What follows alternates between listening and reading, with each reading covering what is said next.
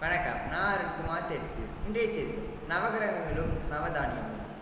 நவகிரகங்களாகிய சூரியன், சந்திரன், செவ்வாய், புதன், குரு, சுக்கிரன், சனி, ராகு மற்றும் கேதுவிற்கு உகந்த தானியங்களையும் அந்தந்த கிரகங்கள் ஆதிக்கம் செய்யும் நாட்களில் தானம் செய்தால் நன்மை கிடைக்கும்.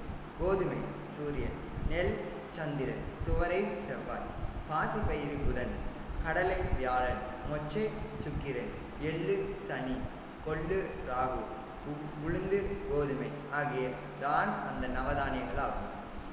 பண்டிகை பூஜைகள் மற்றும் ஹோமங்களையும் செய்யும் போதெல்லாம் நவதானியங்களை வைத்து அந்த நவகிரகங்கள் அதில் ஆவணமாக செய்யும் பூஜைகள் செய்கின்றன. கிரகங்களின் ஆளுமையால் ஜாதகத்தில் தோஷங்கள் இருந்தாலும் அந்தந்த தானியங்களை தானம் கொடுப்பதும் பலன் தரும் பரிகாரமாகும்.